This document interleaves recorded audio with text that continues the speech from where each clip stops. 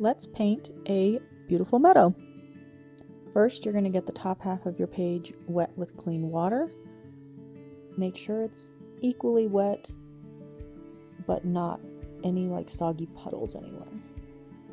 Then get some blue on your paintbrush, and we're going to make a nice gradient for the sky. So start darkest at top, and you can leave some little white spaces to make some clouds. Just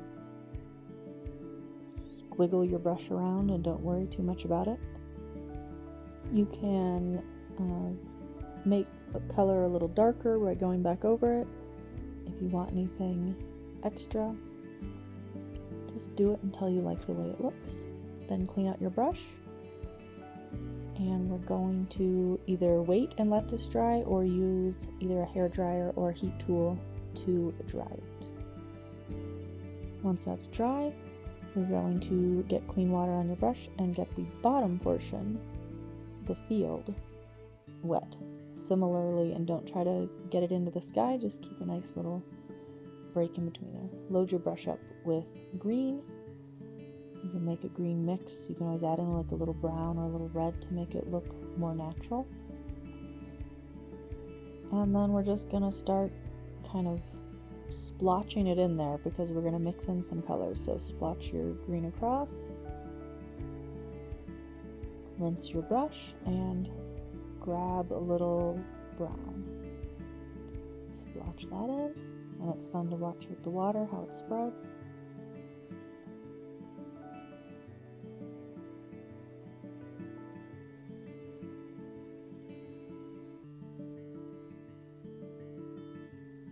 Add in some darker green and just go until you like the way it looks. Now it's time to let that dry or make it dry. Grab a scrap piece and cover up the top part because we're going to do some fun splattering here. So any piece of paper to cover it up. And we're just going to do a bunch of different colors. So I'm starting with some dark green, and you're just going to get kind of a soupy wet paint and then splatter it on. And just keep doing this with different colors. You can use some purples, greens, browns. The more colors and the more like layers you get, the more interesting it will be.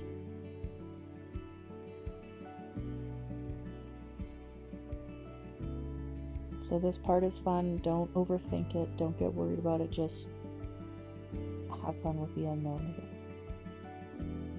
Once that's done, pull away that piece of paper. Let it dry. And now it's time to do our grass. So you're going to use a nice thin brush, get some green on there, and just make a bunch of lines. They can go in all different directions. Think about natural grass. It doesn't just grow one way. It comes from different spots. It leans different ways. It's different heights. If you feel like one gets too fat or too short or too wonky, do not stress about it because it will get lost in the field of grasses. So just keep going. Make a few, maybe 2 or 3 that go up nice and tall into the blue sky so that we can make some standout little flowers on top here in a bit.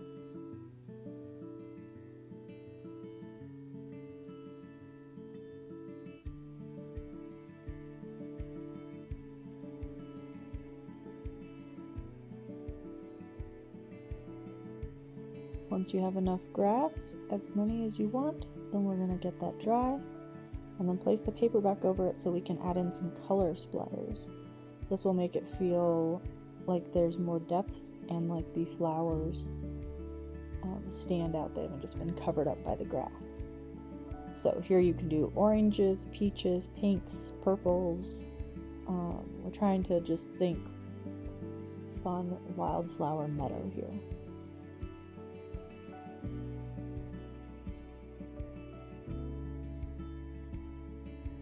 When you're happy with that, you can remove the paper and load your little brush with some purple, maybe a lighter purple, or even mix in a little bit of white watercolor if you want it to stand out a little more. And you don't need to think about making a fancy flower. We're just sort of making a blob down the top of the stem up here. And where I live in Colorado, there's very cool little wildflowers that look like these sort of lavender purple blobs. And so that's what this makes me think of. But you can add some down low and up high.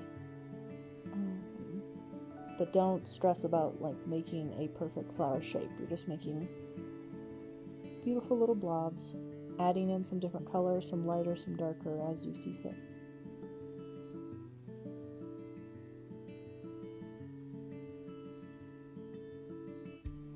Peel away your tape. If your tape is extra sticky, then you can use your heat tool to help it so your paper doesn't rip. And that's it, you did it.